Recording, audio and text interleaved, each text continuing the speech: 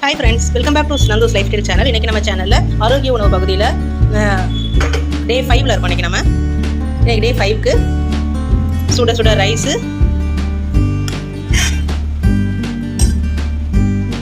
சுட சுட ரைஸ் வச்சுருக்கேன். அப்புறம் இன்றைக்கி நான் எல்லா காய்கறியும் போட்டு சூப்பரான ஒரு சாம்பார் வச்சுருக்கிறேன்.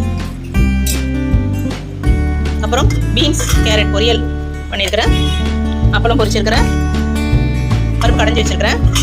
ஸோ இப்போ நமக்கு தயிர் சாம்பார் எல்லாம் வச்சுருவோம். ஸோ இன்னைக்கு டால், அப்புறம் பீன்ஸ் கேரட் பொரியல் கொஞ்சம் கூட வச்சுப்போம், விட்டமின்ஸ்க்கு நிறைய.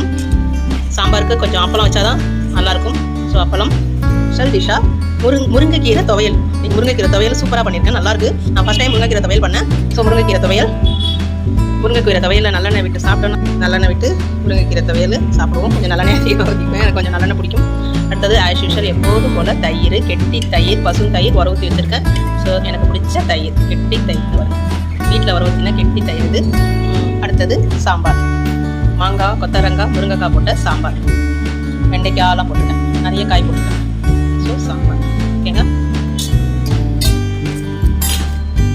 அப்புறம் கொஞ்சோண்டு மாங்காய் தாளிச்சு வச்சுருக்கேன். ஸோ மாங்காய் ஊறுகாய். ஸோ இன்றைக்கி நம்ம வீட்டு ஆரோக்கிய சமையலில் முருங்கைக்கீரை துவையல், கதம்ப சாம்பார், மாங்காய் கொத்தரங்காய் வெண்டைக்காய் போட்டு கதம்ப சாம்பார், பீன்ஸ் கேரட் பொரியல், டால், பருப்பு கடைஞ்சி வச்சுருக்கேன், தயிர். இன்றைக்கி நம்ம வீட்டு ஆரோக்கிய சமையலில் இதுதான். ட்ரை பண்ணி பாருங்கள். இந்த வீடியோ உங்களுக்கு பிடிச்சா லைக் பண்ணுங்கள், ஷேர் பண்ணுங்கள், கமெண்ட் பண்ணுங்கள், கண்டிப்பாக சப்ஸ்கிரைப் பண்ணுங்கள். தேங்க்யூ நண்பர்களே.